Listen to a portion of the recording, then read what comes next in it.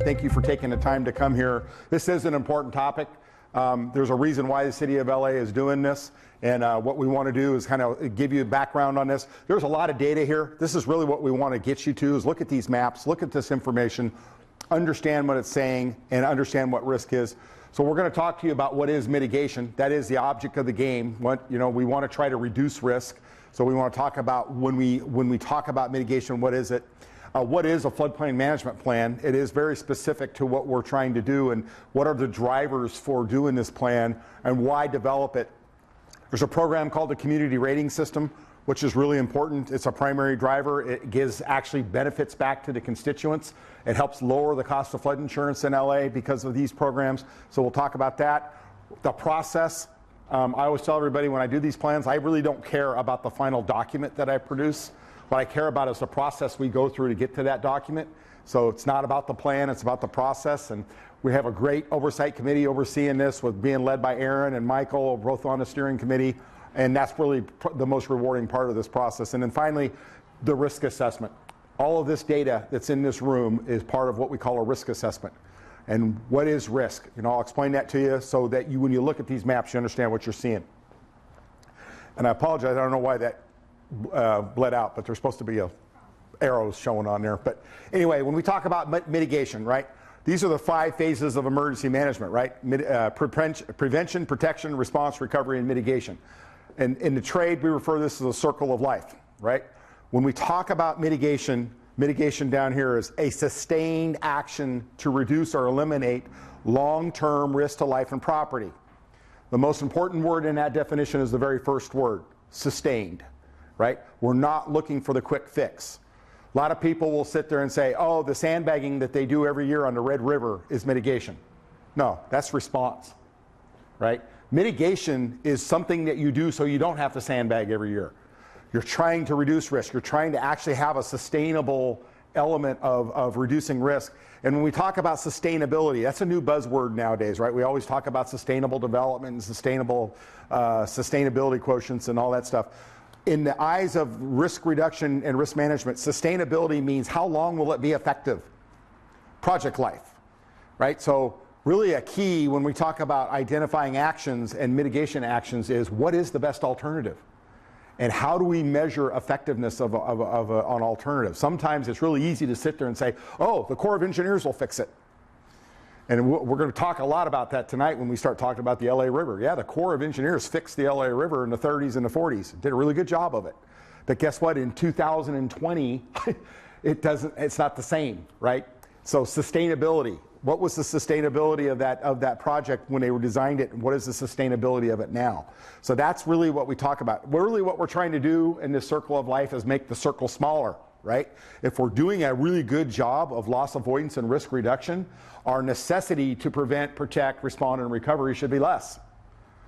And that's why we update these plans. We want to see how effective we have been at reducing flood risk. And this is an update. This is an update to a plan that was done in 2015. It was an update to a plan that was actually originally done back in 2006. And so we are actually trying to measure our performance and see, okay, what worked, what didn't work, and if it didn't work, why? And so we can actually identify new actions to try to get more resilient. So what is a floodplain management plan? Okay, any plan is a strategy, right? It's an overarching directive to address a problem. And that's really the key to this plan, right? What is the problem? Aaron hit the nail on the head. Flooding is not a perceived risk, not just in LA, anywhere, right? Anywhere, until the problem happens. But what we're seeing, and especially as of the last 10 years, and this is the new mantra with FEMA, if it can rain, it can flood. And, it's really easy to sit there and say, oh, look at that map. That's in, that's out. There's the risk, there's no risk. But the bottom line is, we really don't know, right? Because if it rains, it floods. And you could have a situation in any one block culvert, one tree down across the bridge changes the dynamic of a flood. Getting a rainstorm that stalls when we thought it was going to move through can change the dynamic of a flood. So what we're really trying to do is to estimate or come up with an overarching strategy and how we're going to manage what we think's going to happen, and then validate that from what we see or what we saw happen. I just got through doing the mitigation plan for Harris County, Texas. And actually, we got through doing that right after Hurricane Harvey. And it was amazing when you compare the risk assessment for Harris County, Texas, from right now to 7 years ago. They had no idea what was going to happen to them. And 2/3 of the damage that occurred in that flood, in Hurricane Harvey was outside of a MAP floodplain. So the dynamics are changing, the rules changing. So what is our overarching strategy for doing this? So a really good plan, right? It's comprehensive. It looks at a range of alternatives. It's not got blinders on. This is not a capital facilities plan. We're not just focusing on capital projects. What are the programs and policies that we can enhance to make the city more resilient? That's why having Michael and Aaron and all these different branches of city government involved in this process is mission critical, right? Because there's, the one thing about the city of LA is it's big. It's very big. And when you're big, you have a lot of bureaucracy, but to really have an overarching strategy that is effective, you got to get everybody on the same page. And the best thing that's happened out of this process is the dialogue we're creating through the process. Identify and prioritize actions, right? We want to have an action plan. We want to make sure that they're measurable. Because guess what? 5 years from now, we're going to come back and say, how good did we do? How effective were we? And what was the loss avoidance? We want to involve you all. 2/3 of every action in this plan will impact private property. I can't come do something that impacts your house without your permission. So we need to engage you from the start to the finish because it impacts private property, right? Floods impact private property. That's the number one adage, right? Is it may be a confined channel, but once it gets out of channel and it goes down the street, all bets are off. It's impacting you all. So we got to involve you. We want to educate you. We want to make sure you understand what these maps mean because risk communication is very mission critical to risk awareness and mitigation. If you understand what the risk is, you can do something to protect yourself. And a lot of people are willing to assume risk in this day and age, right? We all want to live by the river. I always laugh when I talk to a developer and he says, it's what I said, why are you calling it River Estates? Island View Drive, and all this wonderful. Everybody wants to live by the water. But if you live by the water, you have to understand there's risk associated with that, especially if it goes over bank, especially if it's got a blockage or something like that. So we want to educate you, and then we want to identify goals and objectives that are measurable so that we can actually see how are we doing, how are we performing. Why are we doing this? It's pretty straightforward. I mean, you may not know this. How long have you lived in LA? Since 1950. Okay. Have you ever experienced the flood? You say you live right next to the LA River. Have you ever experienced a flood since 1950? The river's been high, I think very high at 69. Right. Okay. There's been 30 state or federal disaster declarations for flood that have impacted the city of LA. 30. Okay. Since 1959. LA County has been declared a federal disaster area. Federal, that means the disaster was big enough that the city and the state could not cover the damages to respond 5 times since 1992. Yet, it's probably the unknown hazard, it's probably the unknown risk. People don't realize it floods here. Flooding is a problem. Why is the LA River the way the LA River is? Because it flooded. That's why the Corps built that. Major floods in the 30s and the 40s that resulted in the construction of that project. So, number one, we have flood risk. Just because the project is there, just because the river is there, you've had so much growth that has gone in this area when you look at the population and the density that has occurred and the interface with floodways and flood channels, there's flood risk in LA. So that's why number one driver to do it. Number two, we have all these types of flooding that impact you. Alluvial fan flooding, coastal flooding, flash flooding, fluvial flooding, lake flooding, levee flooding, mudslides, riverine flooding, SAICH, tsunami, dam inundation. Every one of these types of floods can impact the city of LA. Yes, sir? What is SAICH? SAICH is a landslide-induced tsunami wave. So if a bluff falls in, it can also in a lake, in an inland area, it can be caused by sloshing, by moving. But most SAICHs are caused by landslides. So, we have a lot of steep bluffs along the LA coast. Literally, if those bluffs fall off and go into the ocean, it displaces water and create a wave. Dam inundation. There's dams everywhere around here, and there are inundation areas associated with those. These are all types of flood hazards that can impact the city of LA that this plan is going to be looking at. Why do it also? Well, guess what? Federal government has rules that says we're not going to give you any money unless you have a plan on how you're going to spend it. So when we start talking about, what are drivers, one really good thing to have is have a good idea, where do you want to pursue federal funding? Because the city will be the first to tell you, we don't have enough money to address our total flood risk. We're going to need help. So the help's probably going to be the federal government, or in the state of California, there is actually state programs that actually can fund flood risk reduction. So that's number one. Proactive versus reactive. This is my most important favorite reason of why you want to do a plan. I spent 20 years of my life being a pointy-headed bureaucrat for FEMA, and my job was to run around after a disaster and go in and say, hey, I got a bucket load of money. What do you want to do with it? Guess what I heard 9 times out of 10? I don't know. I want to recover. Okay, is recovery mitigation? Is recovery being resilient? Putting that road right back where it was, where it just got washed out, is that good common sense? No. If we're proactive and we actually sit there and identify these projects before they happen, you avoid the, I don't know, right? When you come in there, you say, yeah, absolutely. Here's my number one priority project. We know that it's important. We know it's going to be effective. This is what we want to spend the money on. So being proactive, that's really number one. This program called the Community Rating System, number two, big driver for this, and I'll explain that to you in a minute what that means. There's a lot of plans in LA.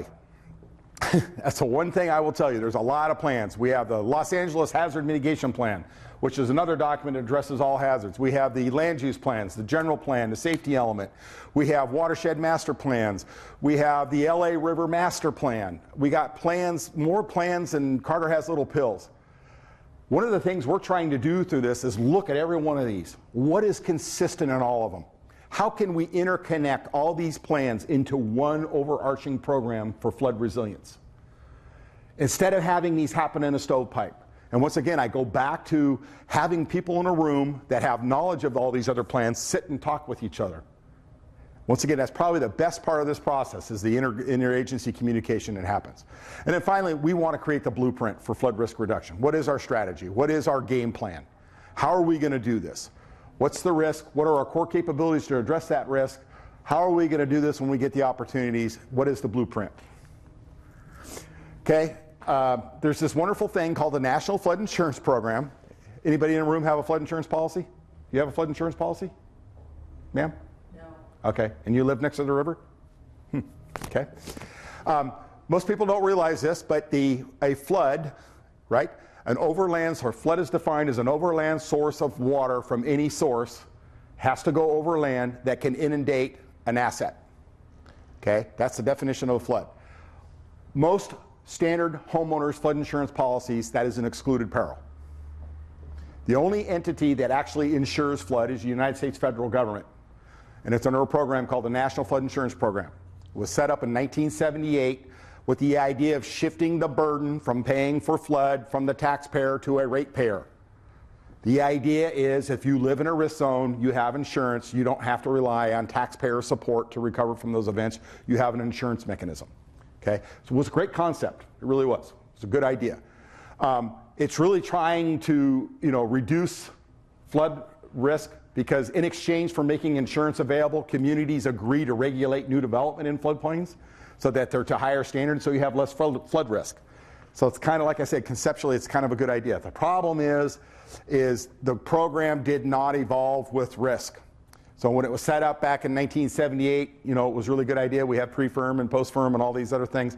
Well, guess what now? Flood insurance is really expensive to the point where people aren't buying it. If you can't afford it and people can't buy it, how is it being effective in transferring the burden from the ratepayer to from the taxpayer to a ratepayer? But there is this program. It's still out there, and the city of LA participates in it, and they actually have obligations to all these little pink areas to do something about it. Anytime you develop a property and you're in a floodplain, you have to apply for a permit that's regulated by an ordinance that tells you what you can do in that area because you're at a flood risk. So it's tied to regulations. So the National Flood Insurance Program is real, and it is a principal driver for any reason for doing plans. A part of the National Flood Insurance Program is this program called the Community Rating System, CRS. Community Rating System does what it says is it says, okay, community, your minimum requirement under the National Flood Insurance Program is right here. But we want you to do better than the minimum. Go above and beyond those standards. And if you go above and beyond those standards, we're going to reward you by lowering the cost of flood insurance. We'll actually reduce it as a reward. So it's a voluntary program that's part of the National Flood Insurance Program, and it encourages proactive resilience thinking for floodplain management. It recognizes 18 activities that a community can voluntarily participate in and actually do things that can result in up to a 45% reduction in flood insurance. So it's substantial. City of LA joined this program in 1991, so they've been participating in this program. As of October 1st, 2005, they are getting a 15% reduction on flood insurance because of their programs being implemented under the CRS.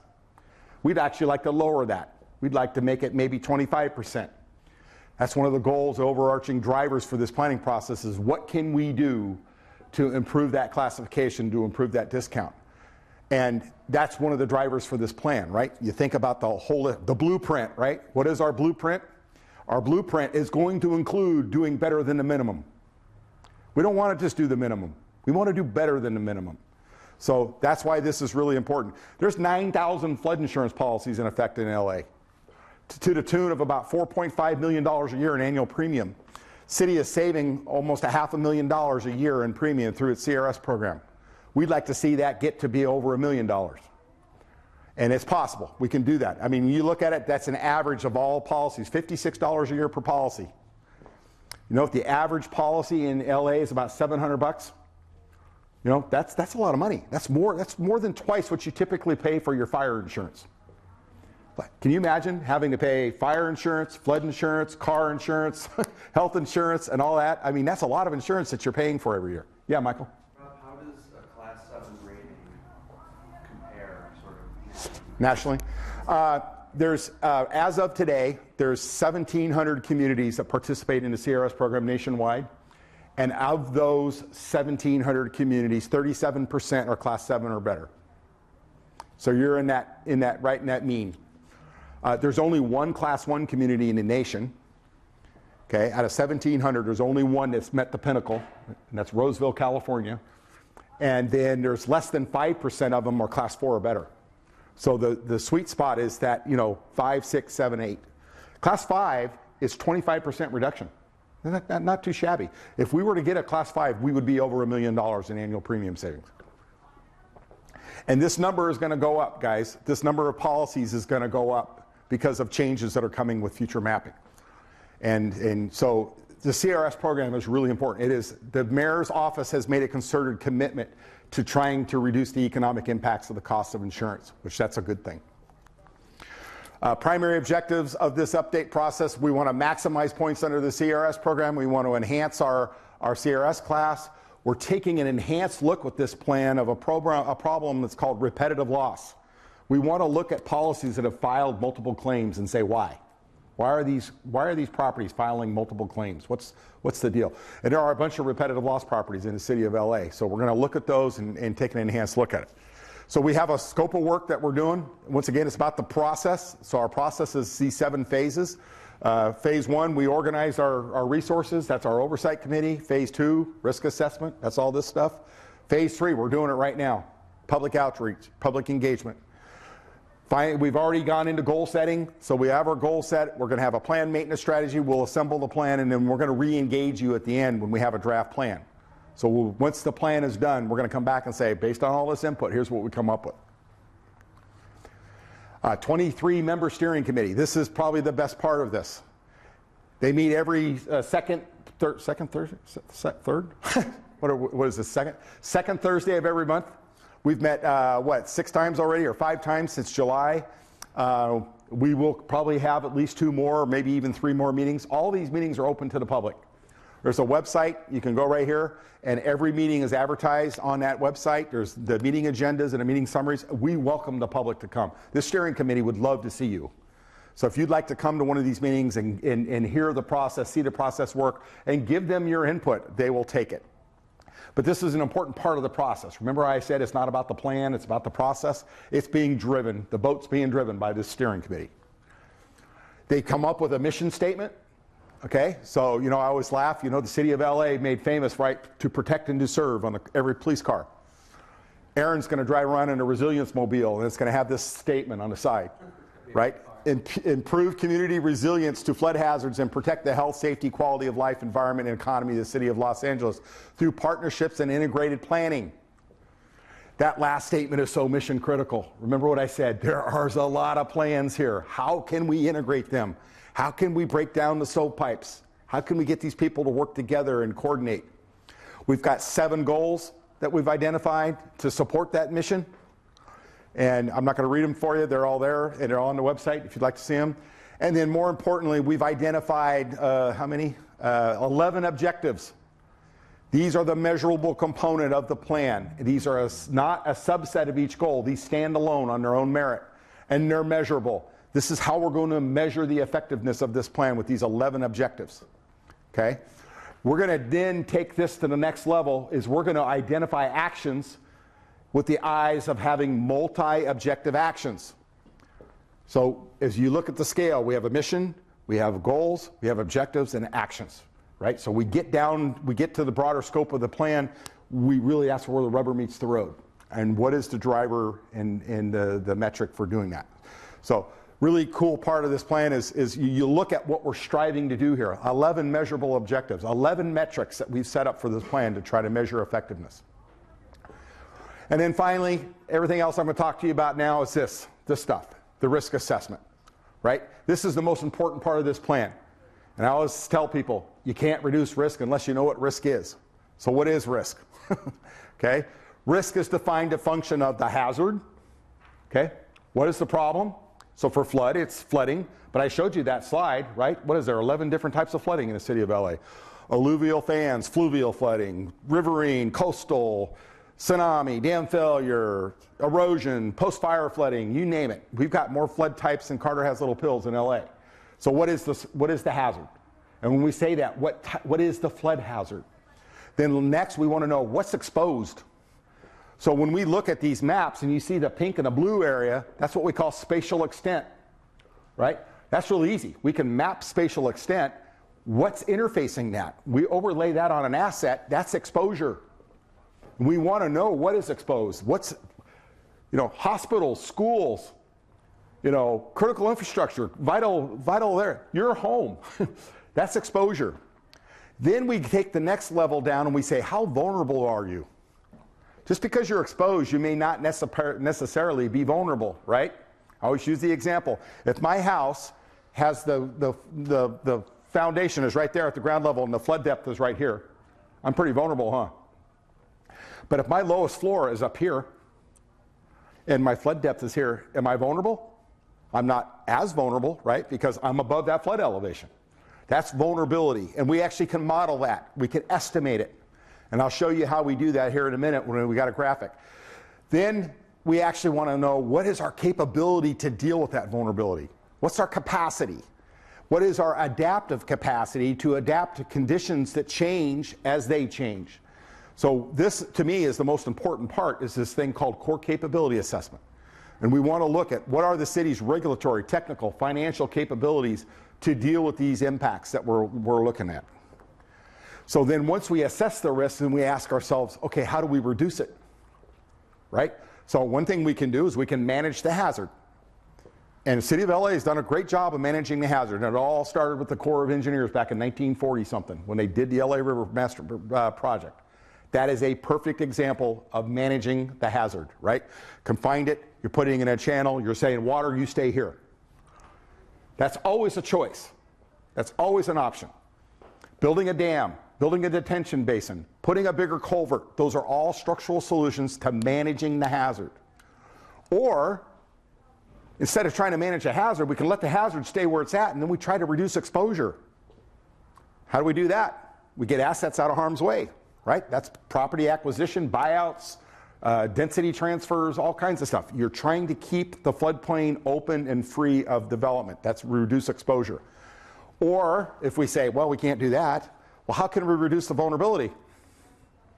Well, if my house is that scenario where my floor is here and my flood depth is here, couldn't I raise that house to make the floor up here? That's what you call a retrofit. That's how we reduce vulnerability. And FEMA does a lot of home elevations, a lot of foundation floodproofing, a lot of things that are targeting towards reducing vulnerability. And then finally, how can we increase our core capabilities to deal with the risk? To me, this is the most important part of any plan, is the core capability assessment. Because what tools do we have to reduce risk? And if we don't have them, can we get them? And that's one of the big things that we spent today. We spent a lot of time today at our meeting today talking about how can we enhance core capabilities knowing what our gaps are. So these are all ways that we reduce risk, and we hope to have good strategies in these categories in the plan. When we talk about a risk assessment, we are going to be looking at past events. We're going to be looking at areas most affected. Frequency, severity, really, really important, right? How often is it happening?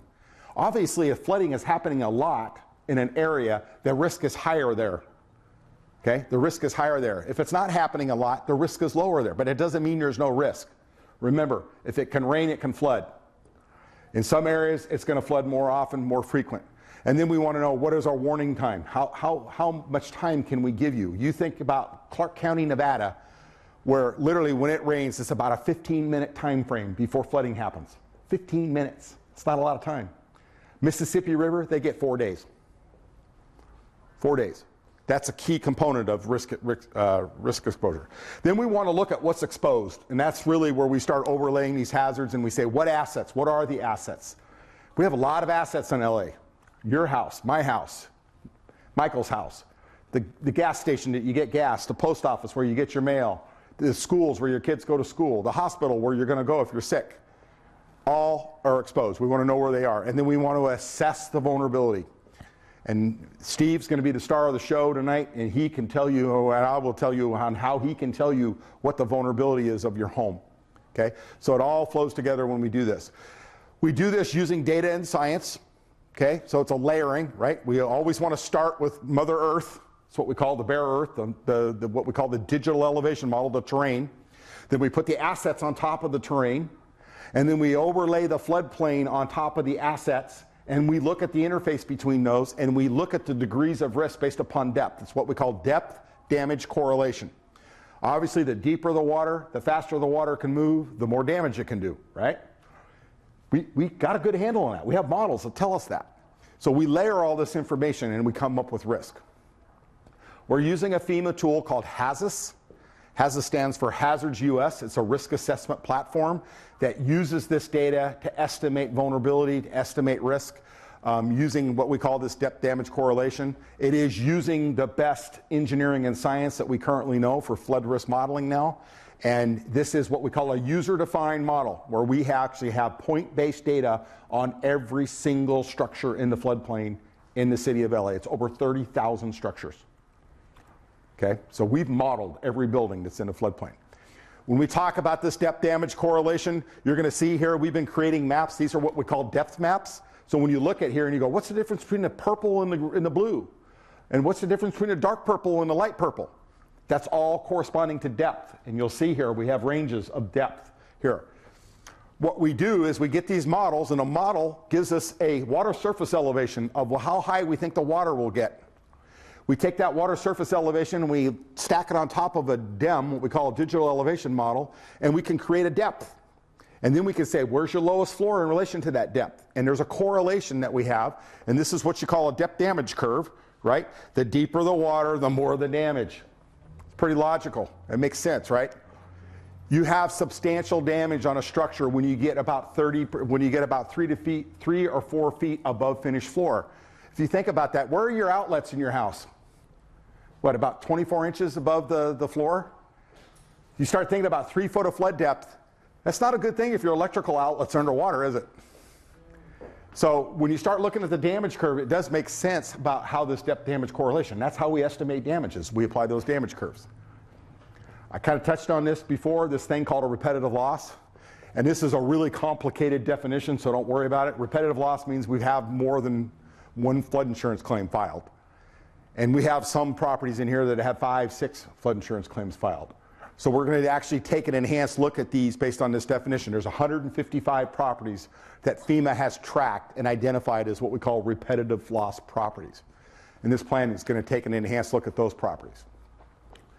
So your role what we want from you all in this open house, and this is what this is, it's an open house because we want you to interact with this data, is to educate yourself. Look at these maps. Where is my house? Oh, my house is right here. Oh, I'm in the pink.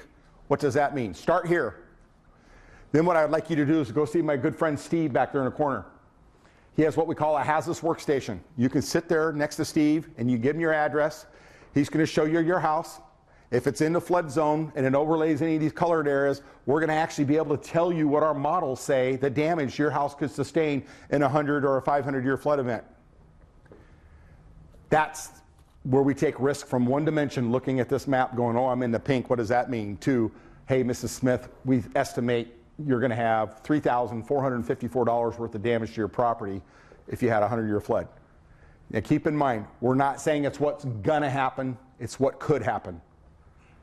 We're not stupid enough to sit here and say this is what's going to happen, because every model makes assumptions. But it's a baseline, right? Could you withstand $30,000 of loss to your house tomorrow in knowing you don't have flood insurance? I don't know. That's where you say assumed risk, right? If you say, yeah, I could do that, then you assume that risk. If you say, no, I can't do that, then that's where you want to say, okay, what can I do about that? So educate yourself. The other side of this is educate us. Yeah, we're using best available data in science, right? What does FEMA give us? What does the state give us? But guess what? There's limits to what FEMA and the state are going to give us. If you live right here and you've had a flood 3 times in the last 10 years, I want to know about it. Put a circle on the map. Put a dot on the map. We've got pins here. Mark up our maps. I don't care. If you've got a problem area that we're not showing, we want to know about it, because that is important. Because remember, if it can rain, it can flood. And the only way we know if it's flooding is if you tell us. Okay? Visit the workstation. Steve can give you a printout, and that printout will actually do that. Share this information with your neighbors, especially if you're in an area that you live in this and you know all your neighbors are there. Please let them know. This data is available. Risk communication is mission critical to effective resilience. And this city is struggling with this. How do we communicate all this great information that we have? The only way we can do that is let everybody know we have this great information. So if you've got a neighbor, you show them the printout, they can contact us, we'll give them a printout. And that's really what I hope happens. Okay? This is kind of an example of what you'll print out here. It'll actually show you, I know you really can't see it here, but you'll see the depth, you'll see where your house is, you'll see where your house is in relation to the floodplain, and then you'll actually see what the models estimate. Disclaimer, right? I said this already. We're not saying it's what's going to happen, it's what could happen. It is based upon best available data. Okay? Now, in some cases, best available data may be 20 years old. We get that. We're limited to the data that we have. It would be wonderful if we had real-time, up-to-date data every single time there was some new advancement in technology or advancement or whatever, but that's not the case. So we know that, and once again, it's an estimate of risk. It's not the exact statement of risk. There's a website. Number one, if we also have a survey that we have set up where we want to gauge your public's perception of risk. If you can, please take our survey. There's the link. You can go online and do it. It's got a QR code that you can scan and take it right on your phone. And if you're old school, we've got cards right there that you can take home if you want to remember. They're over there by the table over there. We have hard copies. If you're old school, you want to do a hard copy. One thing I do ask is if you're going to do a hard copy survey, fill it out here tonight and then leave it with us, because those all have to be manually entered, and we'd be glad to do that for you. But survey is really important. And then finally, our website. This is the one-stop shop for everything about this plan. This is where you can go get information. This is where the plan will be housed when it's done. And it's going to have a dynamic maintenance strategy to it that'll be updated looked at in every year. And all the progress reporting and all that about the plan will be here on the website.